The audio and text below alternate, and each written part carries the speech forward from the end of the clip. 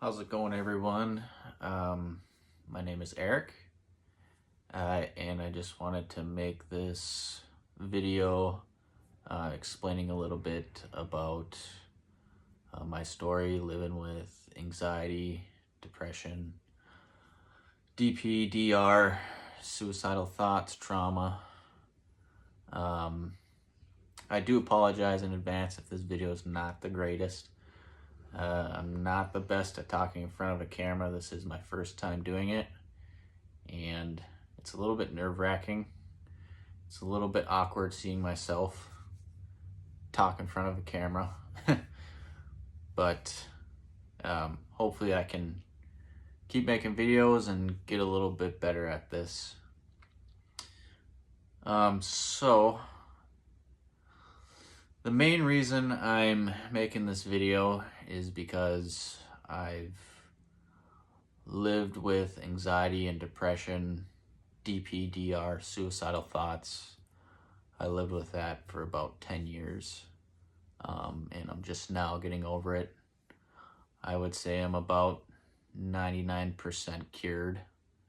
I do have a little bit of symptoms left, but nothing that's really debilitating or really interferes with my life in any way. And I did recover naturally. I didn't use medications or anything like that.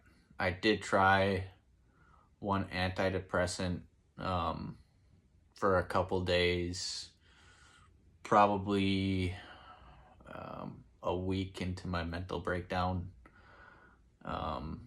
and it just didn't work for me. It just freaked me out, made me feel like it was making my symptoms worse,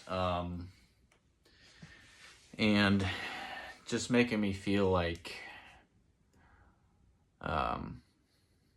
that it really wasn't just, it just wasn't helping me. But yeah, I am gonna keep this video relatively short since it is my first video and it is just kind of an introduction to my channel.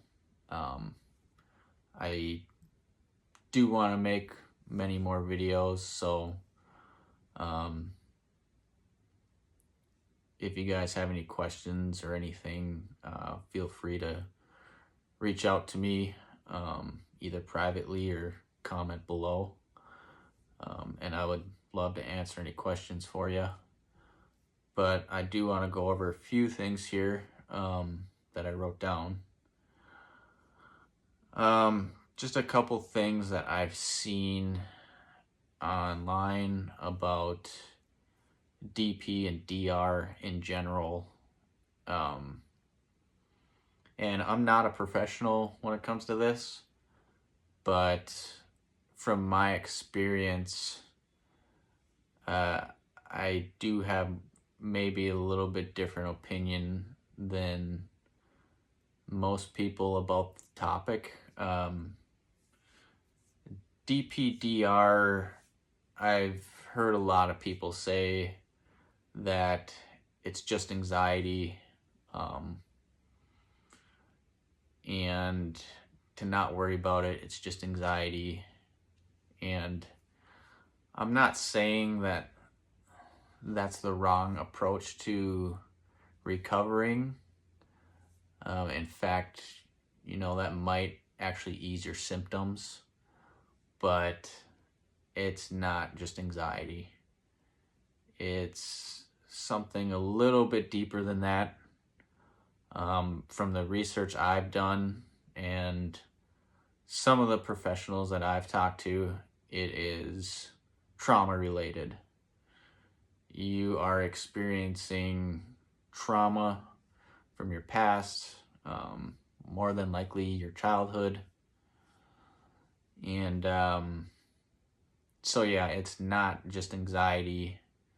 It's not just depression. A lot of times anxiety and depression are comorbidities to it. You probably do feel that with the DPDR, but it is a little bit deeper than that.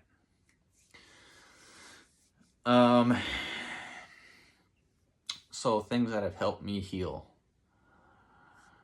So first one that has been probably one of the biggest ones is exercise. When I first had my mental breakdown, the only thing that I really saw as kind of a beacon of light at the time was exercising. I don't know what it was about it, why it came to mind, but I just thought, hey, you know, I'm going through this thing. I've heard exercise can boost your serotonin levels, make you feel better. I mean, obviously it's good for you mentally, physically. And yeah, so during some of my darkest times, I would just turn to exercise, even though I really didn't feel like it. I felt very hopeless and helpless. But it definitely felt good to go there, go to the gym, exercise, and I feel like it really contributed a lot to not just me healing, but growing as a person. I still exercise to this day. I love it now. Can't go without it. So yeah, exercise, definitely a big one. If you're struggling, try and find something you like to do that gets your heart rate up, whether it's lifting weights, running, even walking. I've learned to love walking a lot, especially in nature. It's just kind of helped me ground myself, getting off of the screens and just kind of being surrounded by nature. Walking has helped a lot too. So yeah, exercise, really big one. This is another big one, and these are not in any particular order. What works best for me might not be what's best for you. So I just want to make that clear. But the next one is kind of tough to do, but it is something that also helped me quite a bit. And that is living your life like you're normal. So you guys might have heard of the phrase fake it till you make it. Well, that's kind of what you want to do here. So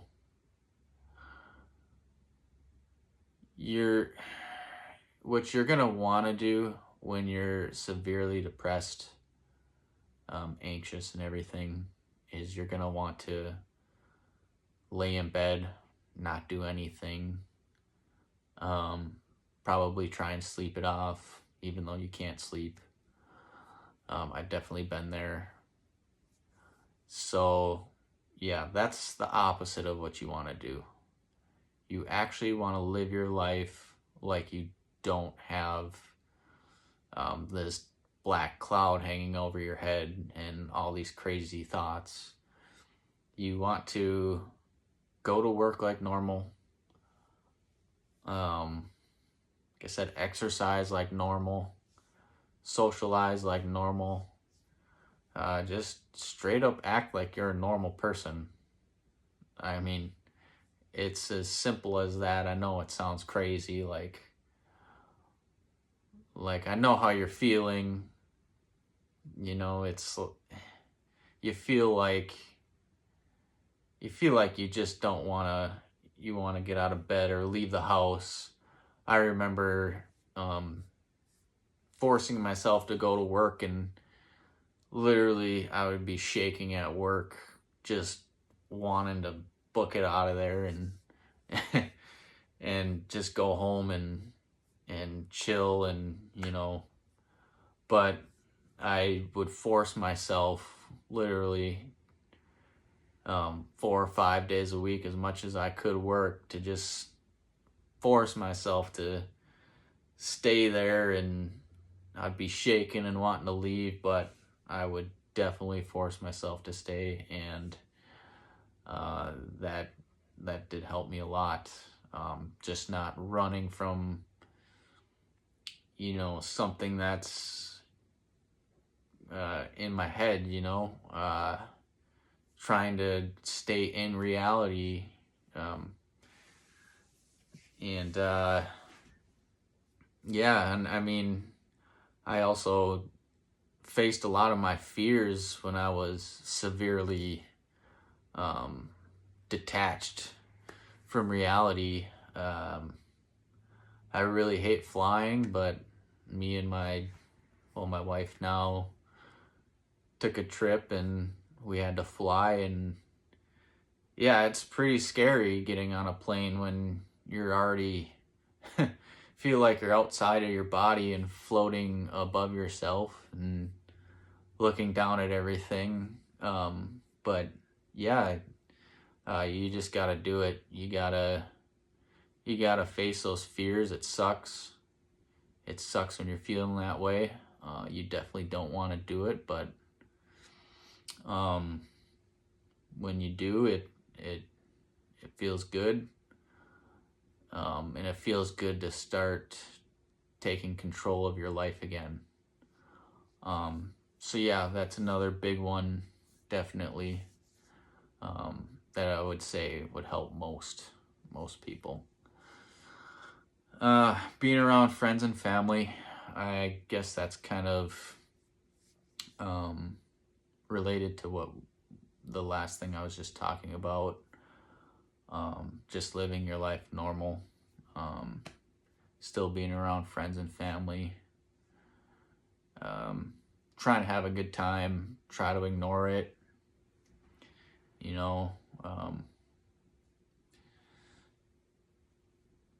and yeah, so that's probably it for that one. These next ones are a little bit different, but I do feel that they did have a big impact on me, and with my recovery. So this next one is intermittent fasting. If you don't know what that is, it's basically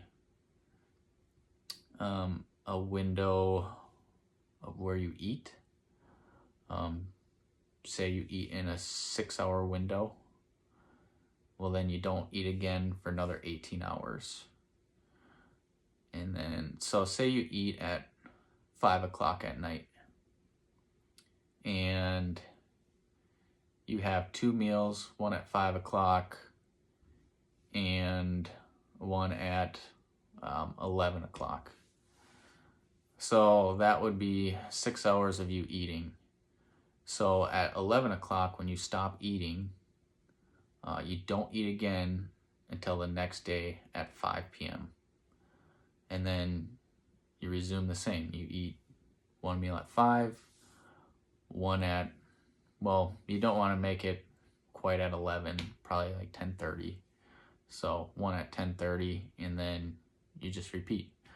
So that would be an example of, let's see, it's an 18-hour fast, which is pretty effective in my opinion. I definitely would at least recommend a 16-hour fast. I don't know what it is about fasting that helped me, if it was taking my mind off of my negative thoughts, and I was thinking more maybe about eating food, and that's kind of what maybe pulled me out of it a little bit. Kind of broke the cycle, I guess I could say. But yeah, I think that definitely helped. I did end up doing OMAD, which is just eating one day, and fasting the rest 23 hours. So I only had an hour to eat every day. I did end up doing that, which was very challenging, but I feel like it did help me quite a bit. And yeah, so I definitely don't recommend going to OMAD right away. I would definitely start with like a 14-hour fast or whatever you can do, even if it's 12 hours. Just look up fasting if you want more information on it. I know I'm not the best at explaining this stuff, but yeah, so fasting. Cold showers. It's not something that a lot of people really want to do. It's probably very uncomfortable for a lot of people, including myself. Cold showers is very hard to convince yourself to do, but for me in particular, I during one of my depressive episodes, I noticed that a cold shower kind of like shocked me out of it. It kind of just again broke the negative cycle I was in, and it just kind of pulled me away from my thought process at the time. Just getting in there and hitting a cold shower for 3 minutes really had a significant impact.